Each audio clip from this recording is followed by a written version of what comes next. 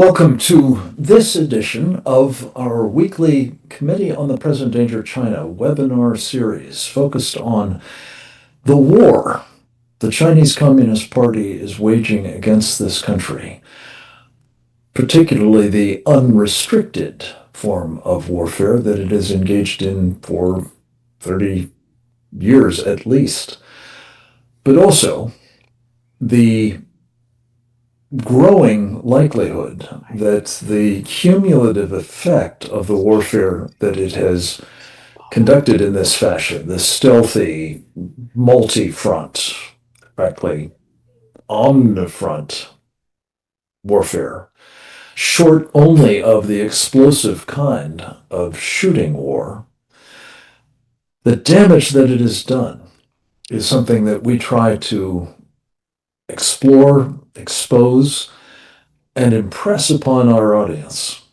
is the formula for our destruction if we do not recognize that that is exactly what the Chinese Communist Party is seeking and do something about it in time. This particular program is devoted to one aspect of the unrestricted warfare of the CCP that has been a hardy perennial of its efforts to take down our country, actually predating Deng Xiaoping and his efforts to, through a strategy he called hide and bide, bring about our defeat.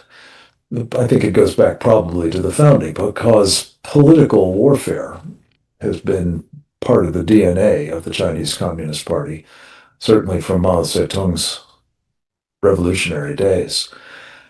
We have always been a target of political warfare, among other kinds, for the Chinese because we are the impediment to the realization of their unwavering determination to become the world's sole power, dominating, in fact, the entire planet. So how does political warfare factor into this kind of unrestricted campaign for the destruction of the United States?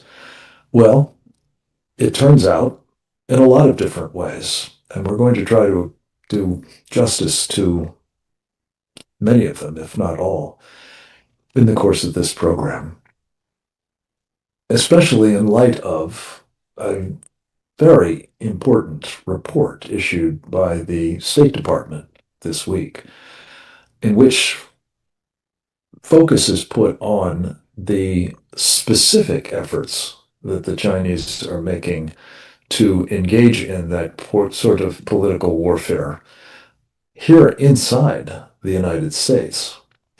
And we're going to be examining how that has translated into the fracturing of our society, truly the divide and conquer strategy at work, and the kinds of organizations that we now know, it's long been suspected, long been asserted for that matter, but we now know on the basis of the United States government's documentation, are actually, yes, enemies within and working for the Chinese Communist Party. Two in particular will be the focus of some of our most important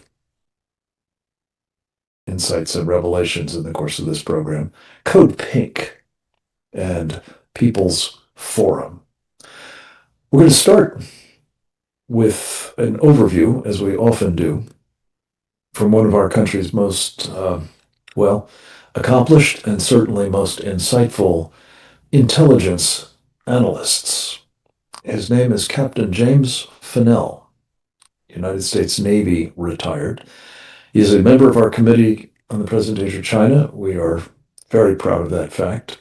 He has been not only in uniform, one of the most, I think, formidable monitors, observers, analysts, and warners about the Chinese Communist Party of our time.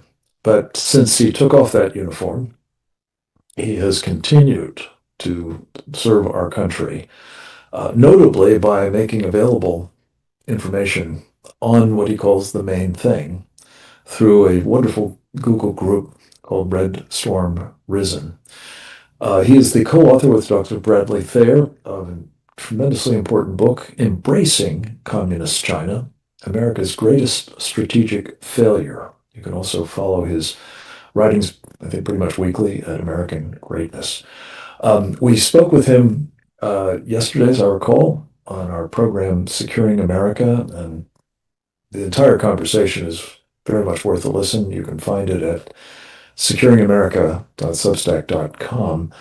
But we've asked, with his permission, to excerpt a portion of it, relatively short, but a perfect scene setter for the conversation we're going to be about. And we'll go to the videotape with Captain James Fennell right now.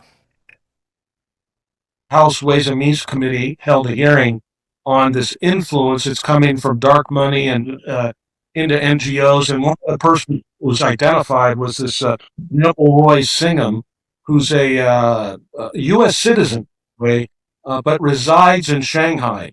And he sits atop a very fast fortune of money that he uses to buy influence and basically propagandize the American citizenry.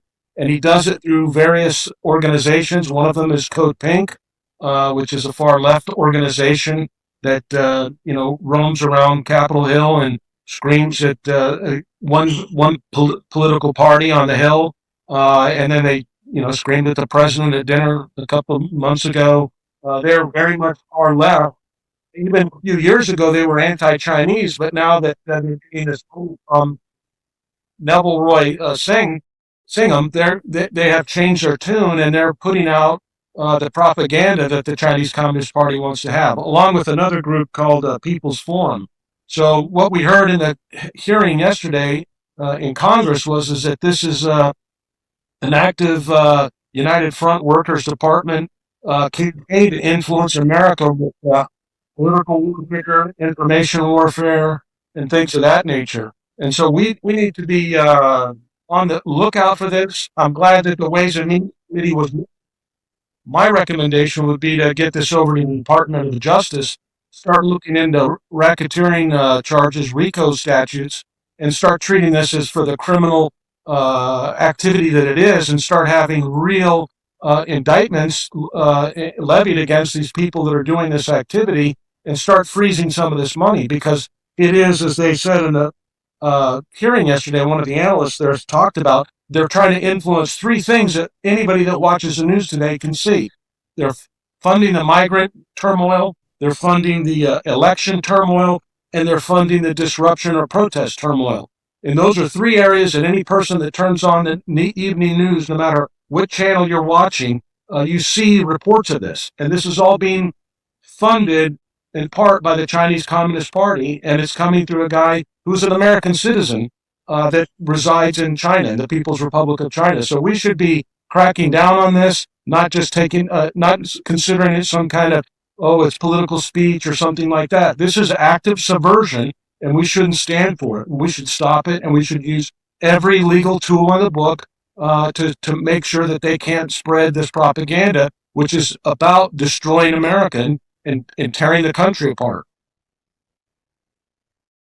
Subversion indeed, and treason, it would seem to me, on part of this chap, Singham. We're going to talk more about him in a moment. Before we do, though, perhaps a little bit out of order, but very much to the point, we're going to hear from one of our valued journalists in this battle space. He is Jan Jekielek. He is an editor with Epoch Times. He is also the host of a terrific interview program, America Thought Leaders. And he is not least the author of a brand new book, and I mean brand new, hot off the presses, entitled Killed to Order, China's Organ Harvesting Industry and the True Nature of America's Biggest Adversary. He has been very actively involved in both reporting on and warning about Chinese subversion inside the United States. And we're very pleased to have him with us to talk a bit about one of the manifestations of that involves people in the Falun Gong faith community, of which he's a member, including its absolutely spectacular dance company, Shen Yun. Jan, thank you for finding time for this important contribution to this program. Over to you. Thank you for having me. This is absolutely wonderful, and it's also kind of auspicious that I get to thank in person Jim Fennell and Brian Kennedy for endorsing my book Killed to Order, among many others. Actually, it was kind of crazy. I sent out a whole bunch of requests to different people, and like 80 people wrote back. So it's quite and the book is something that actually relates to this topic. I won't start with that, but killedtoorder.com if you're interested in knowing more. It isn't a shock to learn that, to get kind of official clarification around Neville Singham and Code Pink doing their work. If you're on the Hill here in Washington, D.C., and you go to any China-related event, the Code Pink people are there. In some ways, it almost feels performative in some cases, where they just kind of launch their protest against anything that might make communist China or the Chinese Communist Party look bad. I mean, you watch this happen and you think to yourself, how weird is this? And these are not Chinese people. These are very, very left-wing, typically middle or middle-aged women that are playing that role. At least that's my anecdotal observation around the Code Pink people that I've always been seeing. Neville Singham, for whatever reason, intellectually aligned with the Chinese Communist Party, has his offices there, lives there as far to the best of my knowledge, and kind of endorses the ideology, and I guess is interested in seeing more of that appear in America. I think it's bizarre. I was at one of the recent Shen Yun performances at Kennedy Center, and I noticed there was actually a small group of protesters out there.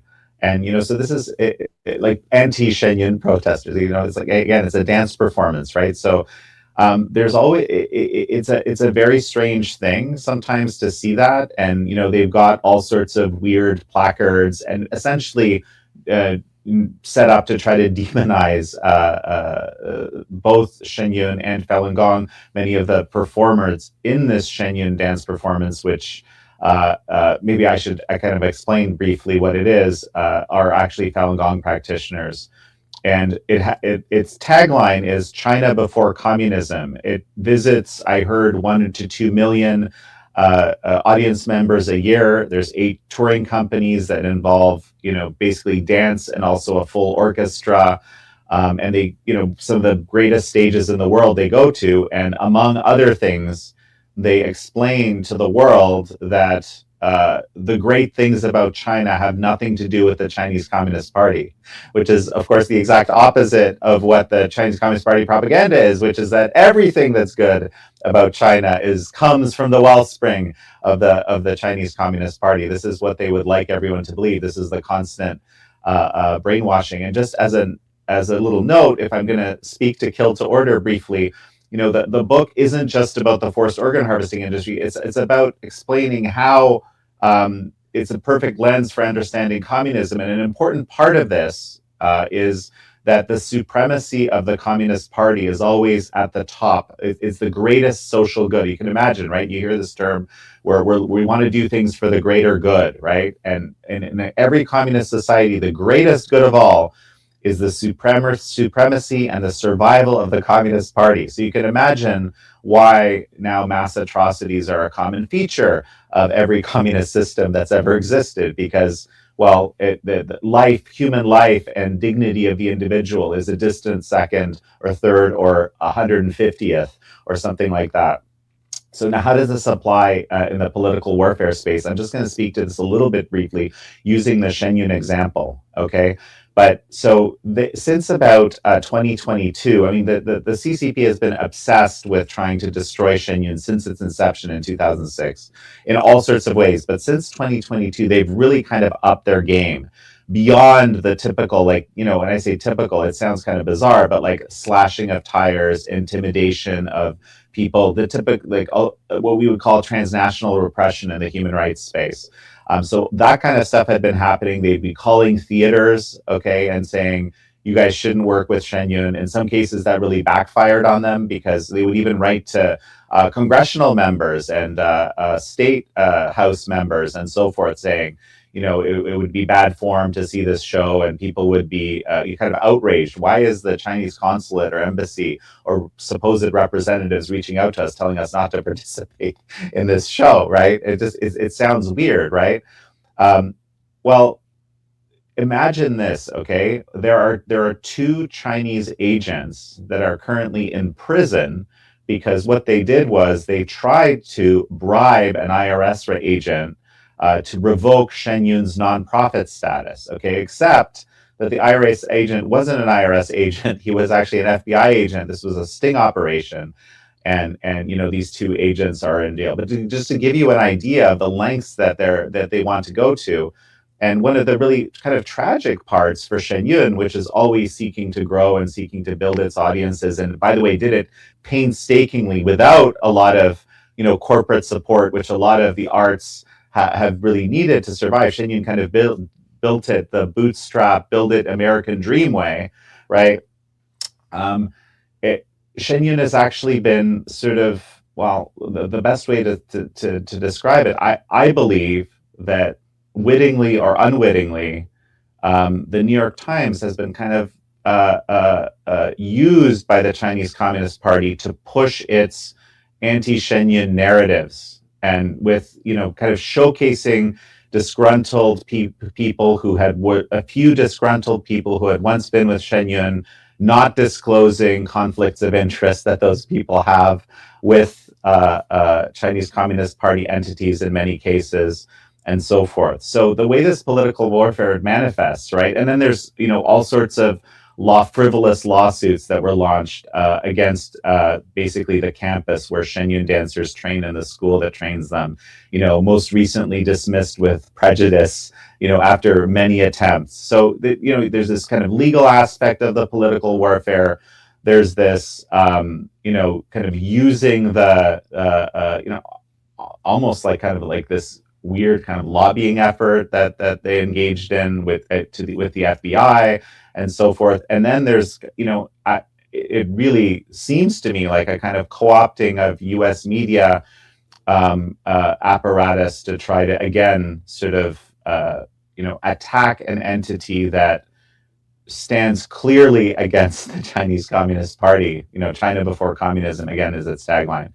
So, and that's just sort of one window into this broader campaign. And as I started, I mentioned that, you know, these protesters, I don't know if they were Code Pink or not, but or you know, some of these other groups that were funded by Neville Singham, but their slogans certainly were completely aligned with those groups and Code Pink. So it's funny how there's this overlap between all of these efforts. I think that's all I'll share at this point.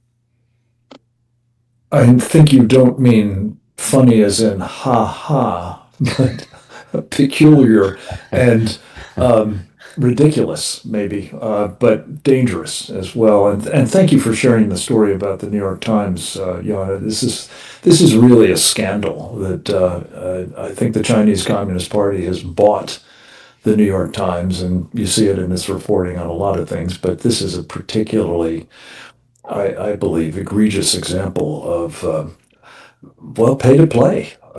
Their supplements, I don't know if they're still doing them as frequently as they used to, but the so-called news items that were actually advertisements is just an example, again, of how that particular organ has been used as a part of this larger influence operation of the CCP, namely to undermine America. We're going to hear from another of our regular contributors to these programs next, a man who has a distinguished record as a military officer as well as a foreign service officer.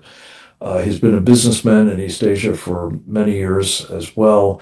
That would be Colonel Grant Newsham, United States Marine Corps retired. He too is an author of a best-selling book entitled When China Attacks, A Warning to America. He is also a frequent contributor to our program, Securing America. He's going to be seen in that role, in fact, in a video clip that we have extracted from a wonderful interview that he did with me, I believe, yesterday as well. Let's go to the videotape with Colonel Grant Newsham now. I'll try to put this into a larger context. I watched a good bit of the hearings yesterday, read about the transcripts.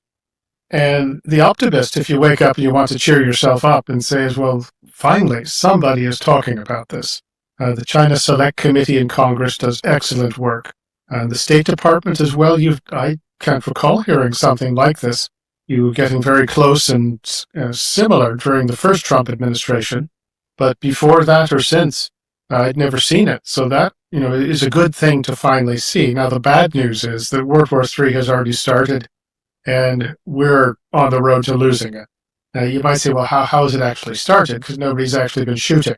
Well, remember that there's two different conceptions of war. With us, unless you actually start shooting, you're not actually at war. To the Chinese, the shooting part is just the very end. And they have been fighting and waging a very successful war against us. It's not a shooting war, but it's a political war, and generally comes under the terms political warfare. Now, political warfare is kind of an umbrella term for a number of different activities, ranging from economic warfare, psychological warfare, drug warfare, financial warfare, lawfare, using America's legal system against it, proxy warfare. And I'll just focus on a couple of these because you see these at work through the Code Pinks, the Neville Singhams of the world. And they have been very successful getting Americans to actually do their jobs for them. If you look out into these riots and look into their structures, there's very few Chinese people to be found. They're behind the scenes, but you have the people in your intended victim, your intended target country, actually doing the work for you. And this has worked immensely well for the Chinese over the years. You ask yourself, how many times have you heard American experts say, well, China's not really communist? Well, all they want to do is make money. How many times have you heard American businessmen, CEOs say Tim Cook from Apple, well, we just have to be in China. We have to. Word about human rights, nothing at all. You look at the American, say the green energy industry, solar industry. Well, Americans invented the technology, the Chinese stole it, put it on sort of economic, giant manufacturing scale, and now they sell the stuff into America and have put all the American companies out of business. Now, who is it that is lobbying in Congress to ensure that the Chinese imports don't stop? Well, that's China's American proxies, the law firms, the lobbyists, and the people on Capitol Hill who support China's interests. So this proxy warfare has been immensely effective. And by doing all of this, you create a constituency in the United States which is pro-China or sees pro-China as where its paycheck comes from. And at that point, you can see how deftly China has gone about actually hurting us. And you look at the economic warfare as well. We'll throw in that. Consider of the last 30 years, well, we've moved so much of our manufacturing to China. And you've hollowed out American cities, American neighborhoods, separated Americans from their lives. And that was all done as a result of successful Chinese political warfare. And you got Americans to think, we have to be in China. China's not our enemy, it's our friend. And this is creating a dependency. And because if we want things made, well, so much of it has to be made in China. If we want drugs, well, China makes most of them. If we want the so-called critical minerals that you need for everything from iPhones to F-35 fighters. Well, it comes from China. We're dependent. You saw how effective this was a year ago when President Trump came into office and he tried to really get tough on China. Remember, he put tariffs up to 140%, suggested they might even go higher.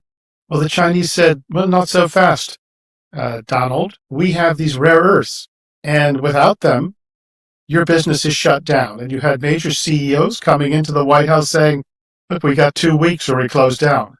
And that caused President Trump to stop in his tracks and even back up. And that shows you just how effective the war has been. They didn't have to fire a shot. They didn't have to deploy the People's Liberation Army. They had just built up through successful political warfare, the economic end of it, the psychological warfare end of it, the strength that really handcuffed the United States. Trying to get out of it is proving very hard. And part of another thing that you try to do is you want to destroy, you want to break down your opponent. The so-called entropic warfare. You want to cause friction. You want to make Americans start to see each other as the enemies. And that is where the groups like Code Pink, the Tides organization, and go back to Black Lives Matter, Antifa. Well, this goes back, the Chinese connections go back to the 60s with the Black Panthers, if anyone bothers to look. Michael Waller from Center for Security Policy does excellent work on this. But the Chinese connections are there, and you just have to look at it, but think of the harm that has done. When you have Americans really starting to hate each other, when you have American cities in flames, well, how much better does it get from the Chinese perspective? And once again, they haven't had to, deploy the military to do this at all. Now, back to the proxy examples, and there's really no limit to those. I would, in fact, argue that one of the, the most successful ones, besides Hunter Biden probably, was actually Hank Paulson, the former Goldman Sachs executive, was Secretary of Treasury. He did more to help China build up its financial system, its economy, than probably anyone in America. And he's pedigreed, a decent guy, but the Chinese very successfully worked on him, and you appeal to American greed, vanity, naivete, and really when there's a certain type of American, you find a lot of them on Wall Street, when they smell money, they act like a sea lion at SeaWorld who thinks he's going to get a mackerel snack, turn themselves into pretzels. But TikTok is another good example. The Indians banned TikTok in about 72 hours, about 4 or 5 years ago, after they had a fight with the Chinese up on the northern border. We can't figure out how to do that. And when you saw, this was a while back, the president of of TikTok testifying before Congress, and he was, of course, saying the things they would say. But the most interesting thing, the most telling, was behind him was a phalanx of lawyers and lobbyists, all white people, all Americans, who were there to do the Chinese Communist Party's bidding. And that is successful warfare. Imagine if you could turn all this on its head, and we could do that to them. We would be patting ourselves on the back to no end. We would have far less concerns about China because we would know that they are nowhere near the military or economic threat that they should be, nor psychologically prepared to take us on. Additionally, is one outcome it's an aspect of political warfare. I mentioned drug warfare, fentanyl. We talk about this all the time. It's killed well over 750,000 Americans since about 2013, and that's the dead. The wounded are many times more. So every year, China takes 2 or 3 divisions off the battlefield. For us, what has the American response been? Nothing. Capitol Hill has never put any serious punishment on the Chinese for doing this. And that is successful political warfare. So again, to the Chinese it's war, to us, well, it hasn't started because there's no shooting. And all we have to do is talk to them. If we engage, negotiate, understand their position, well, we can work something out. Well, we'll discover we're wrong about that at some point when we either cannot move or that we find ourselves under attack and there's nothing that we can do. Now, another example of how successful this has been is that until 2017 in the U.S. military, you couldn't even say China was an adversary. You couldn't use the word adversary. You certainly couldn't say enemy. So it wasn't until Mr. Trump came along that finally you could say this, despite the evidence being clear, for 30 years. And once again, this is the outcome of successful political warfare. So the Code Pinks, the Neville Singhams, these are These are one front in a multi-front war that's being waged against us. Now, you'd think, well, man, they're doing this to us. Well, certainly we're doing that to them. Well, actually, the bad news is we're not. We don't even have a political warfare scheme, a strategy. We don't do it. And you must say, well, it's somewhere. No, it isn't. We just don't do it.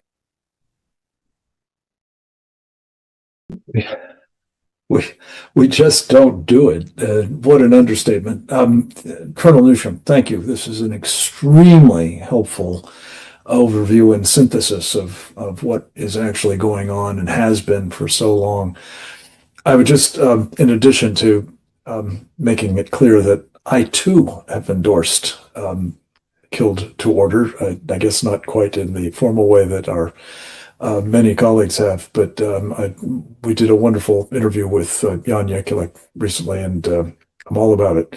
But there's also two other books that I just want to mention in this very important context, namely Lee Smith's book, The Permanent Coup, and Peter Schweitzer's brand new national #1 bestseller, even in the New York Times, The Invisible Coup. And both of these chronicle what has been done by the Chinese Communist Party as part of its political warfare by capturing our elites and weaponizing them against our country. Happens it's the topic also of a book that came out of many of these, I think the first 70 of these, some 220 now, webinars. My colleague and I, D.D. Laugesen, wrote about 2 years ago now, entitled The Indictment, Prosecuting the Chinese Communist Party and Friends for Crimes Against America, China, and the World. I commend all of these to you because they will provide you much, much more detail on how the political warfare strategy of the Chinese Communist Party has been waged against us to such incredible effect. We're going to turn next to another of our very important colleagues on the Committee on the Present Danger of China, one of the founding members, a man whose expertise in matters of political warfare in particular, as well as his insights into the nature of the CCP and the threat that it poses to us, and various ways in which we can defeat that threat, including in the so-called public diplomacy, information warfare battle space. His name is Dr. John Linchowski. He is a man who served, as did I, many years ago, in his case with great distinction on the National Security Council and in the State Department under President Ronald Reagan. He was one of the very few who were directly involved and read in on the strategy for taking down that last totalitarian communist ideology and nation and regime operating under it back in the Cold War.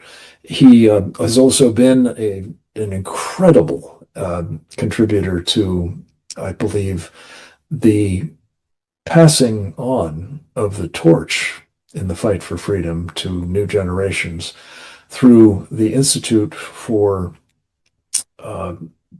the Study, which one is it? I'm sorry, the Institute for, that'll come to me. Role politics. There we go.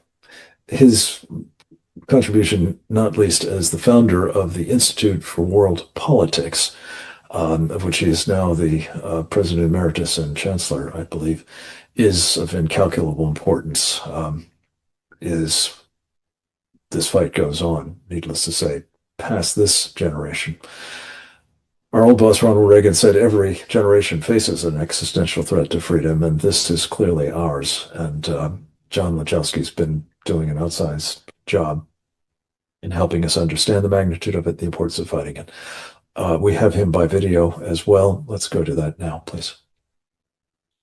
The latest news about Code Pink being associated with, if not a direct part of Chinese political influence operations, is really part of a much larger pattern that has been going on for many years in this country.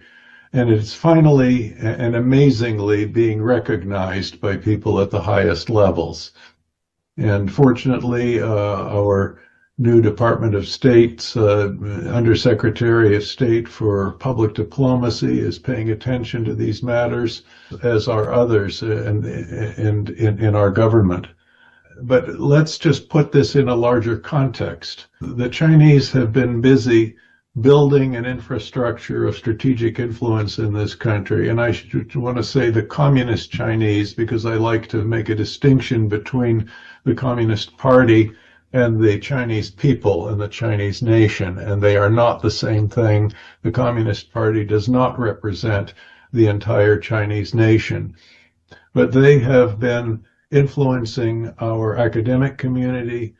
They've set up over 100 Confucius Institutes at American universities. Some of them have been allegedly shut down after widespread protests, but they've been renamed and continue the same activity.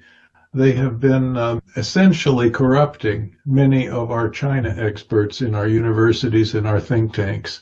Some half-dozen blue-chip think tanks in Washington and New York have done joint projects with front organizations of Chinese intelligence, have taken money from those front organizations. The Chinese invite students from the professional schools of international relations, as well as law schools, to come to China for all expense paid tours where they're treated lavishly. They have been bribing our media. For years, the New York Times and the Washington Post took millions of dollars from Chinese propaganda operations in order to publish communist Chinese propaganda, specifically the so-called China Watch supplement that came every couple of weeks. And the problem, of course, with that was not so much what appeared in that propaganda, but what those newspapers failed to report about strategic developments that the Chinese were doing that are inimical to the national security interests of the United States. And so there was only one newspaper of note in the entire country where you could reliably get information about the Chinese military buildup, about their espionage, about their strategic influence operations, and that was the Washington Times. And that still is pretty much the case because the New York Times and the Washington Post don't really pay that much attention to these matters. The Chinese have been influencing Hollywood, and they do it by limiting the number of American films that can enter into the China market. They let only some 25 or 30 films in every year, and if American movie studios want to get a chunk of that market, they cannot do anything in those films that would offend the Chinese Communist Party. So they censor themselves, and sometimes they even try to curry favor in their movies by making Chinese figures the heroes of those movies. If they film something that Beijing doesn't like, then they will be put on a blacklist. The actors will be put on a blacklist, and they'll be prevented. The studio and the actors will be prevented from ever being able to sell again in the China market. They try to influence our retired military by having so-called military-to-military dialogue. And in many respects, it is a strategic deception operation, and too many of our former flag officers have fallen for this, and give the world the impression that things can be normalized with China. And perhaps the worst thing of all is how many of our elder statesmen, the former secretaries of state, secretaries of defense, intelligence agency directors, are directly, have been, or are directly or indirectly on Beijing's payroll. What they do is when they finish their public service, they go to one of these consulting firms like the Cohen Group, which is the former Secretary of Defense William Cohen, or the Stonebridge Group, which is former Secretary of State Madeleine Albright's consulting company, and they open doors in Beijing for American corporations. The American company gets a nice, cozy, monopolistic arrangement in doing business with Beijing. They get lots of money, and the money goes to the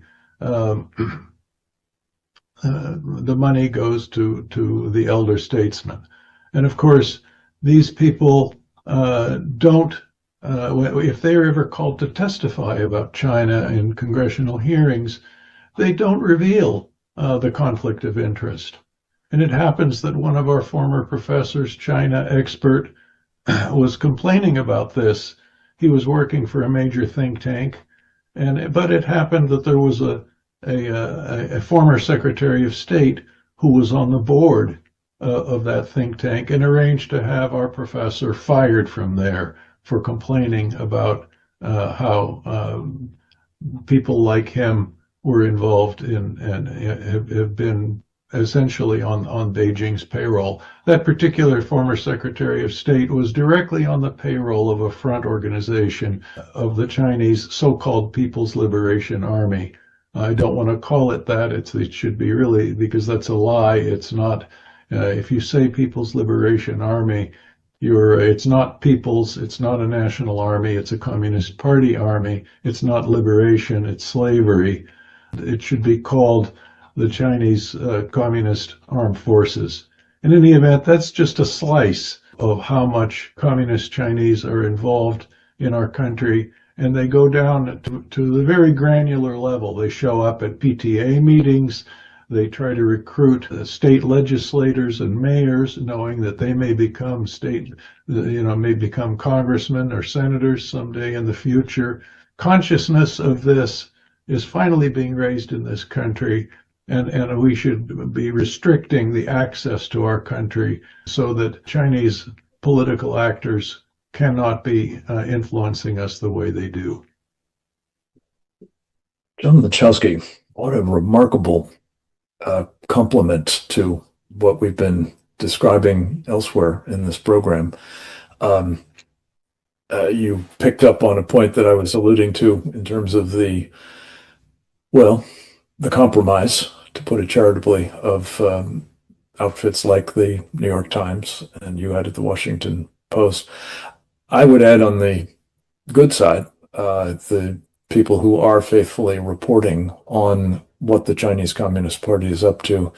In addition to the Washington Times, which I was proud to have a column in for 25 years, the Epoch Times is clearly in, I think, the category of extraordinary publications, and I'm saying that not just because Jan Yakulek is on with us, but because he and his colleagues are doing surpassingly important work there, and don't often get the credit that they deserve, and in fact are, as we talked about earlier, being subjected to political warfare of the very, very direct kind by the Chinese Communist Party. We have another presenter who I thought would be with us about. See her? Well, I do see her. She has just turned up. Praise God. Unmute, my dear. Her name is Cleo Pascal. She too is a dear and valued colleague of all of ours. I think she is a member of the Committee on the Present Danger China. If not, we will fix that right quick, because she certainly is deserving. She is also a non-resident senior fellow at the Foundation for Defense of Democracies, and one of the countries, well, her country, Canada, as well as our country, which we like to think she thinks of as her home as well, regard as, generally speaking, the preeminent authority on matters involving Pacific Islands and their very critical strategic importance to the security of our Cleo has been recently forward deployed in the far reaches of the Central Pacific, which she correctly points out is our western frontier with actual territories of the United States among those islands. She has done a surpassingly impressive job of raising awareness about what the Chinese are doing with various political warfare stratagems to wrest those islands and dominate others that are not part of our nation for the purposes of undermining our position and maximizing their likelihood of dominating the entire Pacific and beyond. Cleo Pascal, I'm so glad to have you with us, and this is truly a God thing that you were able to make this work on extraordinarily short notice. Everybody who participates in these programs knows that they're always by short notice, but this was really a record one. So thank you for being with us. The floor is yours, ma'am. Thank you very much for including me in one of the most important topics possible. So there is, many Americans obviously know about Guam, which is American territory with American citizens. Guam is about a 7 or 8 hour flight west of Honolulu, but it's only about 4 hours from Tokyo or Taipei. That's how far west the United States goes, and how much it actually is, not only just in the Indo-Pacific, but in Asia. Another U.S. territory is contiguous to Guam, going north. It's called the Commonwealth of Northern Mariana Islands. And I would argue it is the part of the United States that is the most penetrated by the Chinese Communist Party, because the Chinese know that in case of a Taiwan contingency or any other activities that they want to undertake as they break out of the first island chain, they're going to need to take Guam and the Commonwealth of Northern Marianas offline. Now, that doesn't necessarily mean kinetically.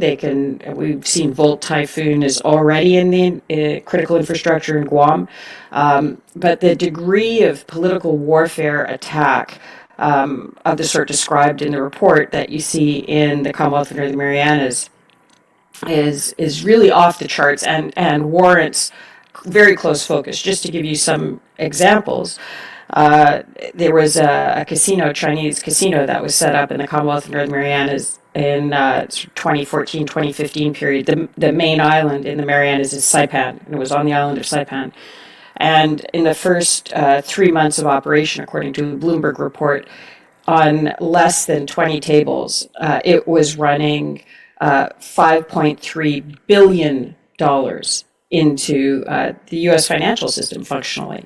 There were investigations eventually. The FBI seized documents, and nothing has happened. That casino went bankrupt. Its assets have now been bought by a company that was made to look Japanese, but actually the main actor is a Chinese man who took a Japanese name and seems to be closely associated with some of the previous operators of the casino. The new governor of the Commonwealth of Northern Mariana Islands has said that he wants to open up the country to more gambling. The neighboring island, which is also American, Tinian, has announced that it's launching a stable coin to allow online gambling. This is all directed primarily at the Chinese market. And Chinese can still arrive in the Commonwealth of Northern Mariana Islands without a visa. They can get on the plane in Macau and land on U.S. soil without a visa. They're not supposed to leave the Marianas, the Commonwealth of Northern Marianas, at least in the hundreds. They're illegally taking boats to Guam, where they're being found on the bases, involved in criminal activity, all sorts of things you don't want to happen. We can't get that loophole closed. This goes to, I think, some of the things that are being touched on about how it may seem remote. This is very, very far away physically, but the decisions are being made in Washington that could tighten this thing up. The Chinese arriving without a visa in CNMI, including for, as was described in Peter Schweitzer's latest book, Birth Tourism, that's not congressional. That's Homeland Security. That can be changed with the stroke of a pen by Secretary Noem. Similarly, we've got the woman that represents the Commonwealth of Northern Marianas in Congress, Kimberlyn King-Hines. She's their delegate to Congress. She participates in committees, everything up to voting in the final vote. She's actively pushing for more engagement with the Chinese market, including the lifting of caps on direct flights from mainland China into the Commonwealth of Northern Mariana Islands.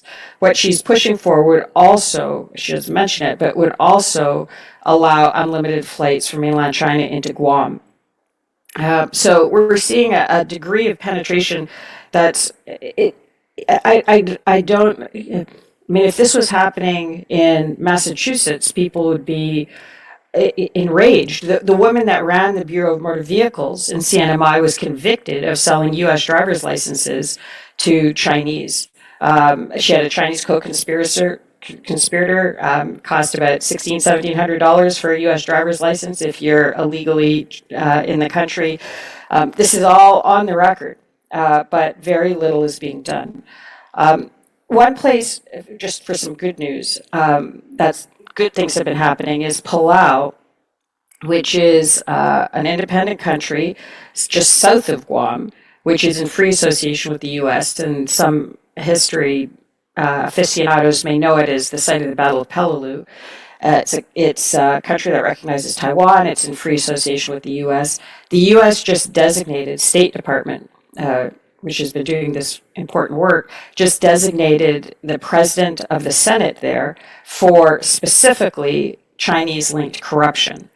The Senate has been very obstructionist to the president of Palau, and including trying to block some of the recently signed agreements between Palau and the U.S. The headlines for those agreements are that Palau will take up to 75 deportees from the U.S. People with no criminal records who've been leaving the U.S. have to leave the U.S. They're in the country illegally, but they can't go back to their home countries for whatever reason. But the other parts of those deals are that the U.S. will help Palau, including by sending people, defend itself from cyber attacks and go after corruption and transnational organized crime, reinforce their borders, all the sort of counter-Chinese political warfare operations that are desperately needed across the region. And the Senate has been trying to block, I think, sabotage the entire package, but through the lens of blocking the 75 deportees. Now, what happened is because the president of the Senate, who's been very against anything that would help Palau-U.S. relations or Palau defend itself, because he was designated, which means that he and his immediate family can't travel to the U.S., that's now been cast as the U.S. retaliating for him holding up these agreements. And this gets to the second phase, is when you actually do start to fight back, being ahead of the narrative warfare component of it, because you've left functionally a wounded man in place who has no interest anymore at all in U.S. relations, and in fact is furious at the U.S. His immediate family can't go to the U.S. for medical care. His kids can't go for university. Those ties have now been cut. But the U.S. has, from what I've heard from colleagues in Palau, hasn't shared the information they have that warranted the designation with the authorities in Palau so that they can prosecute him domestically. So he can spin it to make it look like the U.S. is taking this out on him because for political reasons, not because they're helping Palau protect itself from this sort of corruption. So when this is just to say that we've got a case where what was necessary has been done, but it needs to be part of a broader package of counter-political Chinese political warfare attacks that protects your flanks as you're moving forward.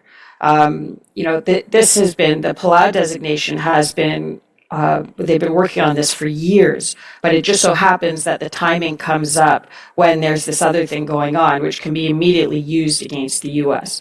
So you're dealing with a very sophisticated, dug-in operation that has locals acting as proxies and has a total narrative control in many senses. You talked about sort of how there's media control in the U.S. There's also media control across that region. Think tanks have been set up that promote a Chinese line, even though they look like they're being funded out of the U.S. Everything that you see in the U.S. has been expanded into other regions that are strategically critical to the U.S. So we're starting to see these very good news beginnings of a counterattack, as with the State Department report, as with the designation in Palau and also in the Marshall Islands. And now I think hopefully it'll be expanded and it'll be woven into other counters that have a chance of accomplishing what the U.S. national security strategy says it wants to accomplish, which is to help countries be more sovereign, have more independence, so that they themselves are in a better position to counter some of these really vicious and corrosive attacks that they've been under for so long. And in doing so, be not only in a better position to defend themselves, but be in a position to be a better ally in the context of this existential fight for freedom, transparency, accountability, democracy, and all the things that we're all fighting for. Thank you very much. Thank you. Could I just ask you to take one more minute to give us the elevator pitch on the stakes? Why this part of the world and the focused efforts the Chinese are making through political warfare at the moment, but inexorably it will be more, I suspect, military and blackmail and maritime militia and so on operating as well. Coercively, but what is it about this part of the world that makes it imperative, not just desirable, but imperative that we be repulsing the Chinese political warfare activities? Yes, thank you. So I've been focusing a lot on this area of the Central Pacific, which is the zone between Hawaii and Philippines and Japan. And that zone, so Guam falls into that, as does the Commonwealth of Northern Marianas, Palau, Federated States of Micronesia, Marshall Islands. That zone, since McKinley, since the Spanish-American War, there's been an awareness that if a hostile expansionist foreign power has control in that area, then the mainland U.S. isn't safe. This was explicitly why during when the U.S. won the Spanish-American War, the U.S. took the Philippines and Hawaii. It was, McKinley specifically said, it was to secure Oregon and California. Also, it played into why Hawaii was annexed at that same year.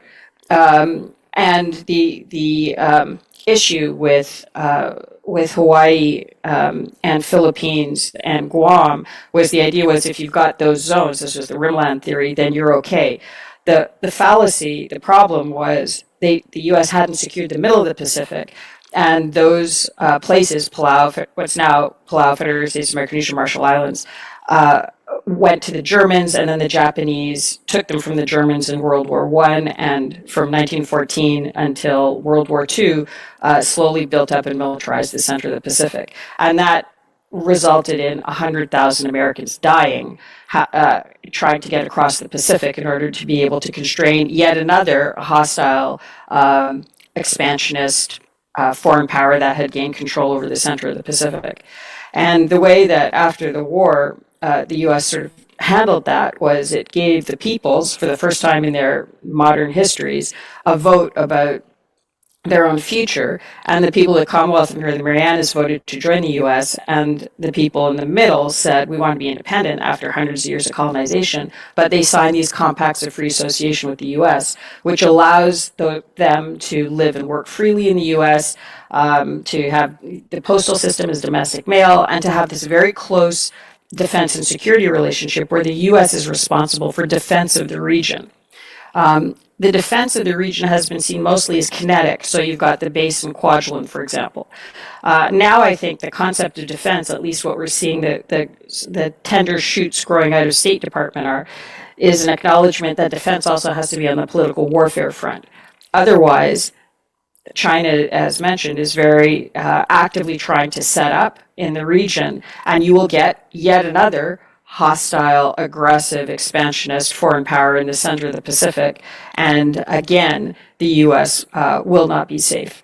So we're learning from the lessons of history from McKinley onwards about how important this zone is. It's not accidental that there are American territories on the western edge of the Pacific. That's a message sent from strategists from 130 years ago. You need to pay attention to this area. And the Americans out there are as American as anybody else. There's an American as a New Yorker, and they deserve the same sort of protections and attention as any other American. Well, thank you. And I appreciate you rounding that out, because I think it makes all the more important your, I think, persuasive arguments that this is a place we have to engage to counter the Chinese political warfare, as is true of the rest of the United States as well, of course.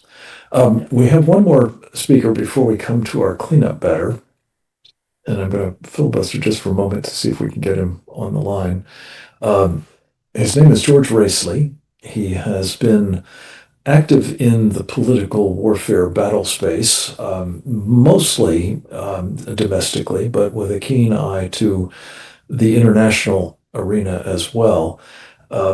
George has served in senior positions on Capitol Hill on the House side, as well as in the office of the Vice President of the United States. He has been, I believe, involved in over 300 political campaigns in the course of his career, ranging from presidential on down. His grasp, therefore, of the business of politics, but also politics in the sense of, influence and subversion and opposition research and exploitation. I mean, these are all tricks of the trade that I'm delighted to say, because he's on our side, he is singularly equipped with, and therefore particularly, I think, important to hear from in the course of this particular program, as to why what the Chinese are getting away with has been so harmful to us, and why we must prevent it from continuing if we can.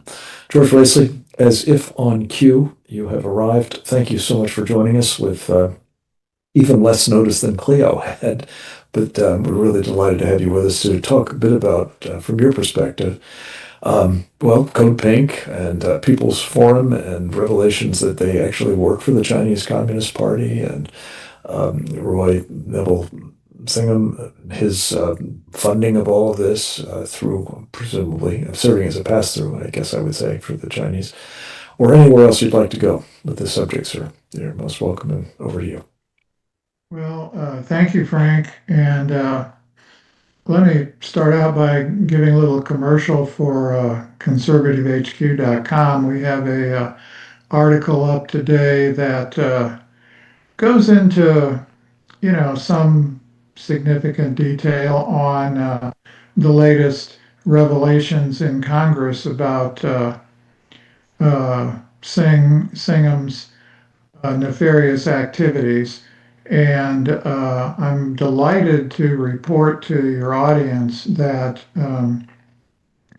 the chairman of the House Ways and Means Committee is doing a stupendous job of digging into this, and hopefully more will be confirmed.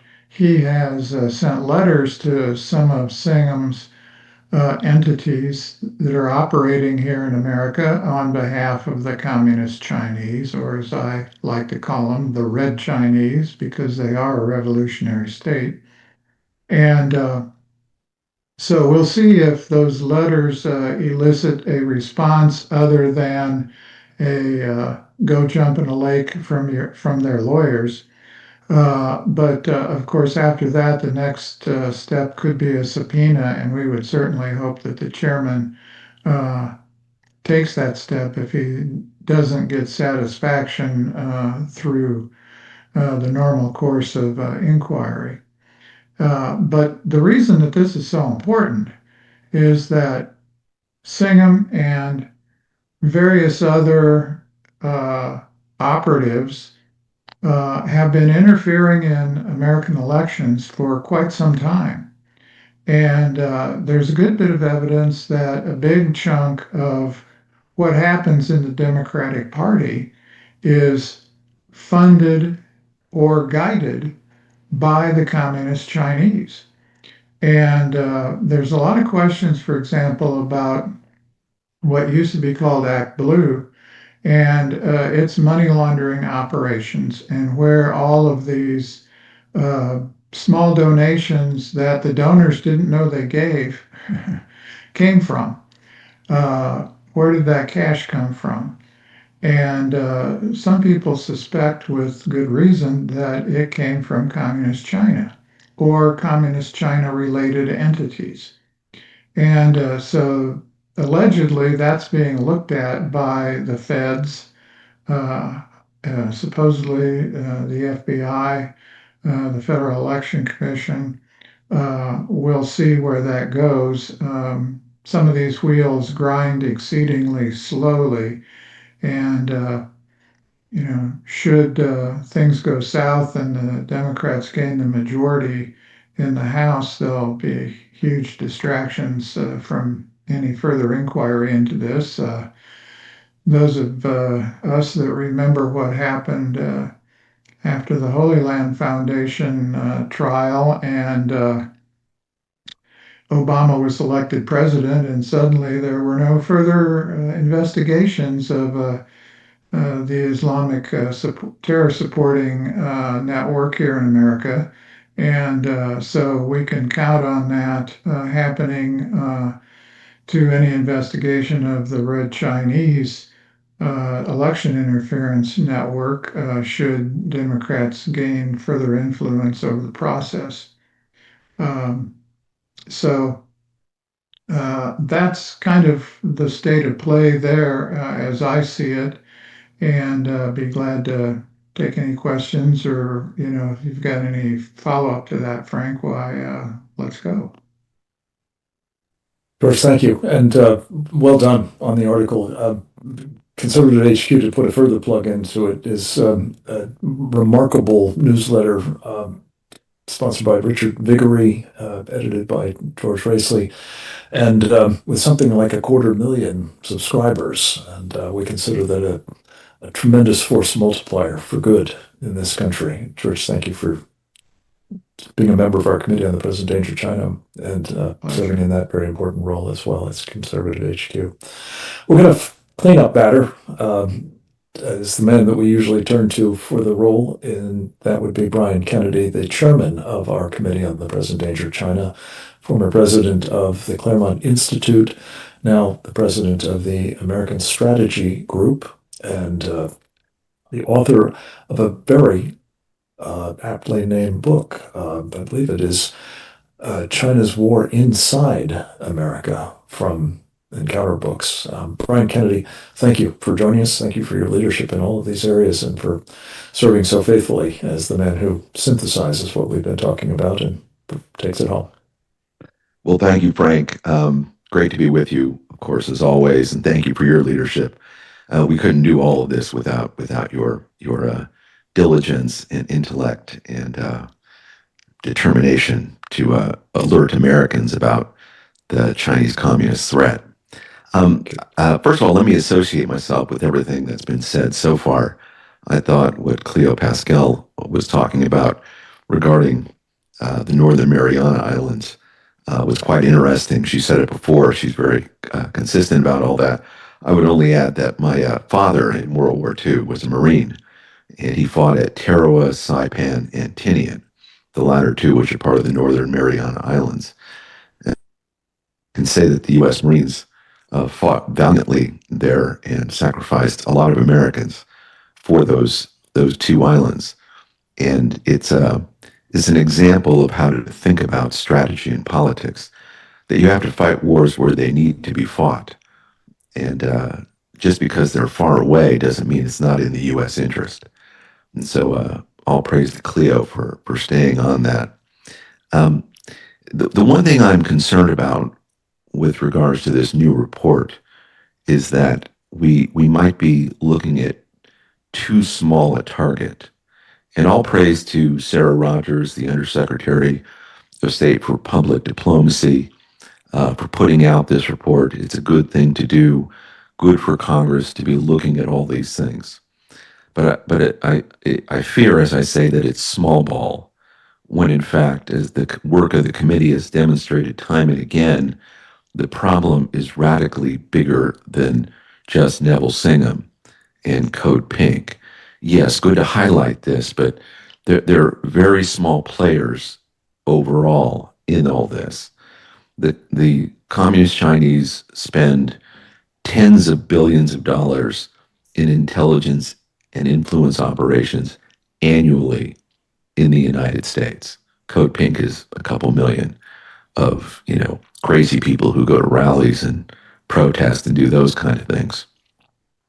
And of course, that's not nothing, but it's not the magnitude of tens of billions of dollars that get spread every single year throughout American society in order to buy off and corrupt American political elites and Americans all over the country who are in any position of power. Counter to that tens of billions of dollars, you would think the United States would have a counterintelligence capacity in this country that would be in the billions. And President Trump, I think, if left to his own devices, would have an active counterintelligence operation going here in the United States. And I think I would expect he would think it's already going on. But much of that counterintelligence was dismantled during the Biden administration. And I believe it's yet to be reconstituted. Even before the Biden administration, it was inadequate to deal with communist China and their tens of billions of dollars spent annually.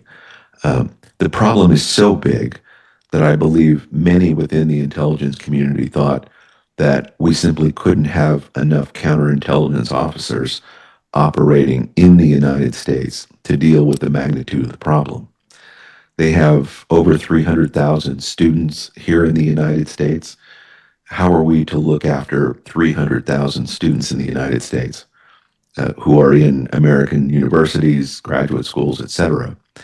We can pick off one or two here and there, and those stories get publicized annually. But overall, we have a kind of benign neglect, which is not so benign when you look at everything that Communist China is doing to steal our intellectual property, which still will be in the hundreds of billions of dollars annually here in the United States. And so from Communist China's point of view, everything they do here in this country is a very good investment. Those tens of billions in intelligence and influence operation yield hundreds of billions and eventually trillions of dollars that have gone to them because, as we know, America is an open society. We're not a closed society, obviously, like Communist China with their credit scoring and their monitoring of all sorts of domestic activities. We're an open society. So we have a unique challenge that we face in trying to have a free country and yet deal with the world and this global communist movement that has penetrated the country and is on a daily basis operating in such a way as to undermine our republic. I'm just finishing up a long piece on our elections and the need to nationalize our elections, something President Trump has talked about. One of the reasons is because our election system is done with electronic voting. And that electronic voting is done on machines that are made in Communist China using components from Communist China. Sometimes they're made in Communist China and sent to Taiwan and then sold to the United States. But the idea that we would let our voting system be built in communist China or in any foreign country is absolutely insane and suicidal. Those same voting machines that are built in communist China run software that was developed in Venezuela, a communist enemy nation of the United States. And so when you look at all these things, whether it's Code Pink or our election system or our immigration problems, I mean, we haven't mentioned on this show, but I'll do it, that there are 200,000 Chinese men of military age who came to the United States during the Biden administration. And they came here and they melded into the country almost seamlessly. These appear to be special forces. And I'd like it, if they're not special forces, I'd like it proven to us they're not special forces. But they've gone throughout the country. The Chinese own, hundreds of thousands of acres of land in the United States. They have the ability to have to operate today in on those Chinese lands. They have the ability to have melded into America's big cities, many of which have Chinatowns, but many of which just have such large Chinese populations that they could have been absorbed into that too.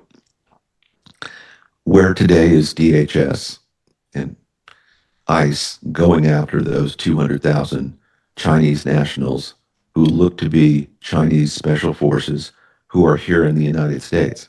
It's very difficult to take seriously at some level. And again, all praise to Undersecretary Rogers for doing what she did in highlighting Code Pink. But if we're going to vote in a voting system that is made in communist China, and we're going to allow 200,000 men of military age to live here in the United States without us rooting them out, it's hard to take seriously that the United States is really going to solve the problem of Chinese influence in the United States.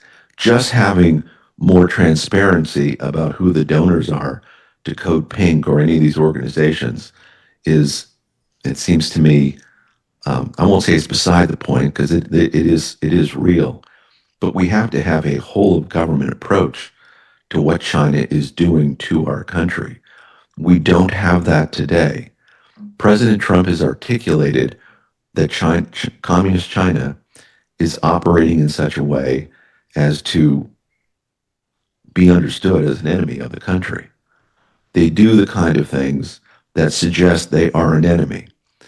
And although President Trump has said this, he has yet to have a government that is capable of fulfilling his strategic designs. Would be, I think, the best way of putting it. He believes this is a serious problem, but DHS has not followed through. The FBI has not followed through. Our CIA, which should operate abroad, I don't think it always does, they should be reporting back to us on what they're doing to make sure that Chinese influence abroad does not enter into the United States. This is a failure, it seems to me, Frank, of an enormous magnitude that we're just not getting right. And I would just caution the audience that just because we're going after Code Pink today doesn't mean that the government is preparing for those bigger problems that I just described. Today, we don't have, and this is one of the themes of this piece I'm writing, we don't have an executive order or legislation to outlaw these Chinese voting machines in our country. And that's something that I'm encouraging the president to do at once. I think on the natural, he has said we can't vote using these voting machines. But then we have to take the next step and make sure that we have fair elections in this country. We have to make sure that we're rooting out those 200,000 Chinese special forces, I'll call them, here in the country. And we have to build a counterintelligence capability that makes sure that no foreign power, including Communist China, can do things to harm this country. And so today, as encouraged as I am by this report, I am also deeply concerned that we're not doing enough, quickly enough, to get this right. So thank you, Frank, for Thank you, Brian. for this webinar. Yeah, no, brilliant point. I just feel constrained to add, when you're talking about the voting processes being penetrated and subverted by the Chinese Communist Party. The book that I mentioned a moment ago, Peter Schweitzer's The Invisible Coup, talks about how the Chinese are using birthright citizenship to create a whole cohort of American voters, maybe 18 years from now, but nonetheless, who, after being born here by virtue of a pregnant Chinese woman coming here, giving birth, and then taking the baby home, and living under communist, indoctrination from that point to the point where they get the chance to vote as American citizens. It's a whole nother level of, outrage that we must address as well. I have to drop off at the bottom of the hour, but just two quick questions to you both, our remaining speakers. Brian, maybe to you. I don't think mention has been made of the United Front Work Department as an instrument of the Chinese Communist Party for the purpose of waging political warfare. I've heard you assign a very sizable amount of money, and you may have alluded to it just now, to the annual funding of their activities here. Could you speak to that point a little bit, and just how extraordinary the commitment of the Chinese to this practice of such warfare is? Yeah, thank you, Frank. It was thought maybe 7 or 8 years ago it was $16 billion a year. Today I'm putting that number at over 20. By all accounts, everyone I speak to about this, that it's a substantially larger number, and that 20 billion doesn't even count what they're paying for their students to come to American universities. To be sure, that number in American universities adds up to about $40 billion annually in the United States, which is one of the reasons, because it's 40 billion, people are reluctant to remove those students from the country. But those students, I would add, are almost all children of the Chinese Communist Party, who are part of their operation to penetrate the United States. But between that and the United Front work, and money is fungible. Money is very hard to trace, especially when you don't have the counterintelligence capacity to see where it's going.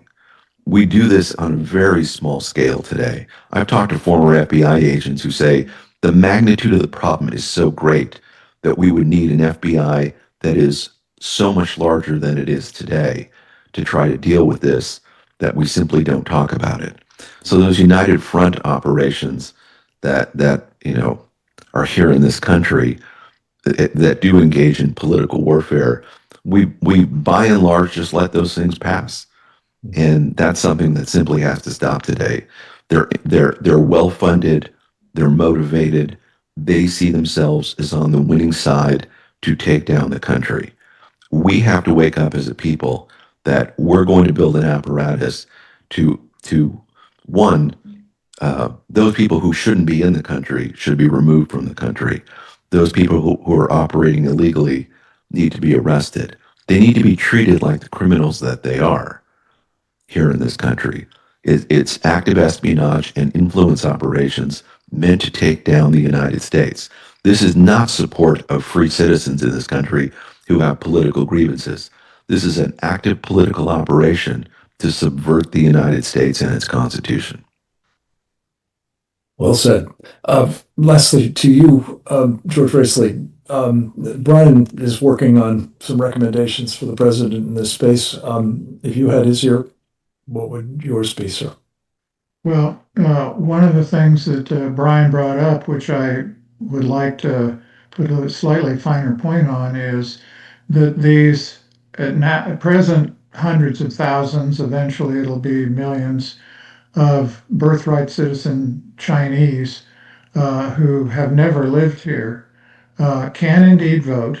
And in fact, in many states, they can register to vote without even coming here. Once they've got their passport, they can register to vote and they can cast a vote without ever setting foot in the United States.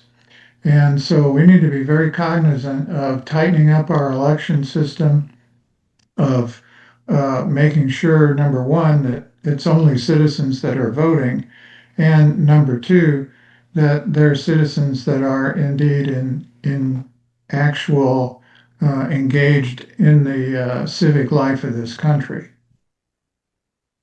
Amen. Gentlemen, we're going to wrap it with that. So much more to say, truthfully, but I think we've covered incredibly important ground here. And I want to thank each of our speakers, Jim Fennell, the incomparable Jan Ukelik, Grant Newsham, the equally impressive John Lanchowski, Cleo Pascal, fresh back from the far reaches of the Pacific, George Ritzley, and Brian Kennedy. I'm deeply indebted to all of you for what you do when you're not on these programs, but especially for your contribution to this particular program. And we're deeply indebted, I think, also to our audience, and I hope it will be a vast one. And that, in part, will depend upon word of mouth, and those of you who have caught this live, taking it on yourselves to make sure that others in your circles of influence are exposed to this content as well. Let me simply say that we are now in the closing clinches of the electoral process for this year. It is perhaps, for reasons that Brian and George specifically have addressed, possibly as fraught an election as any that we've had. There is so much riding on it, especially the possibility that the things that we've been talking about, that the president has been getting right, his administration has been doing, notably these remarkable State Department reports, will all be undone if people like this character, who I think, among the other things that needs to come out of all of this is the criminal prosecution of Neville Roy Singham. I've mangled his name several times. I apologize for that. I'm going to try to commit it to memory because he is the poster child, as far as I'm concerned, of the evil influence operators that are at work in this country, or against it, at the very least, from places like Shanghai, where he resides. His wife, by the way, I don't think this was mentioned, is a co-founder of Code Pink. And therefore, he's not only of the enemy, he's sleeping with the enemy, as far as I'm concerned. This must stop, and this is the place to begin doing so. God bless all of you. God bless our country, and God bless the cause of freedom for which our Committee on the Present Danger strives. Take care. We'll talk with you next week. Over and out.